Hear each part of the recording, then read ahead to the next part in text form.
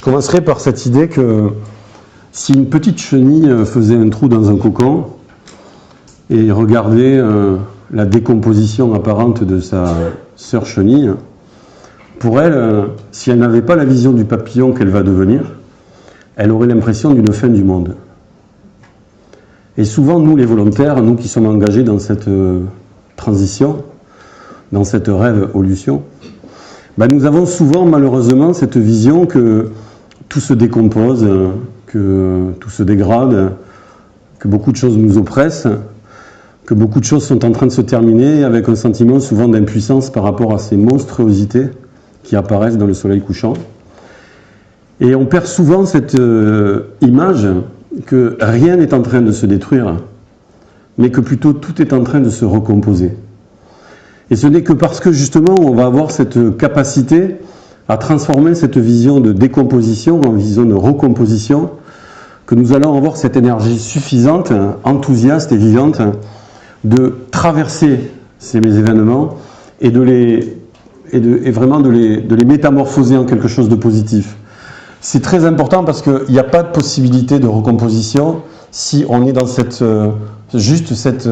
énergie de lutte, de réaction, de combat, avec cette sensation de toute puissance d'un côté et de grande faiblesse de l'autre. Donc je nous invite tous ensemble à essayer à chaque fois que nous voyons quelque chose se décomposer, de se dire mais à quoi c'est en train de servir dans ce processus de recomposition que nous sommes en train de vivre et de nous remettre dans ces énergies positives qui vont nous faire entre guillemets desserrer les fesses et avancer vers l'avenir avec un ton plus joyeux. Parce que le gros problème que nous avons, nous les volontaires, aujourd'hui, c'est que souvent on fait peur. On fait peur parce qu'on voit la chenille se décomposer, on voudrait faire prendre conscience aux autres qu'il faut changer, mais on n'a que cette vision de la chenille en décomposition et ça pose souvent des problèmes dans nos relations avec le reste des parties prenantes de la société. Alors, pour ça, je voudrais revenir à la dernière décomposition-recomposition qui a eu lieu, en tout cas chez nous en France. C'était aux alentours de 1789.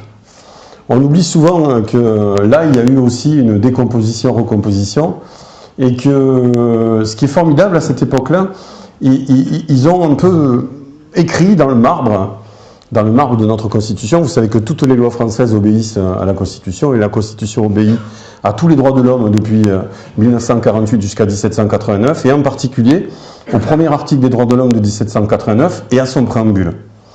Et comme on ne le lit jamais, parce que c'est de l'histoire et qu'on l'apprend souvent en classe, j'aimerais bien vous relire juste le préambule et après l'article premier pour nous resituer dans cette dernière étape dans laquelle on était il y a quelques années. Alors ça dit la chose suivante.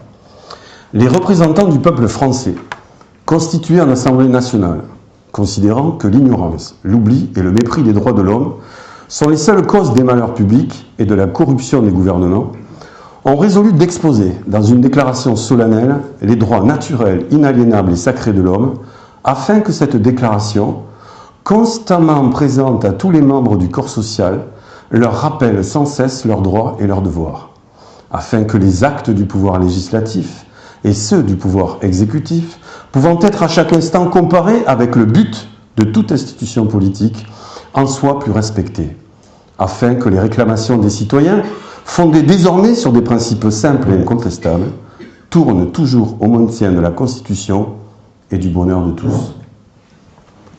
Bon.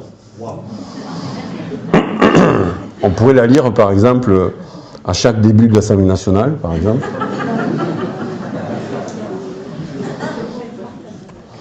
Mais ils étaient allés plus loin parce qu'ils ont inscrit juste après un article premier qui, quand même, vaut son pesant d'or. Alors, je vous le lis. La première phrase, on la connaît tous. Hein. Les hommes naissent libres et égaux en droit. C'est déjà pas mal. Hein. Mais la seconde, on ne la dit jamais. Je ne sais pas pourquoi.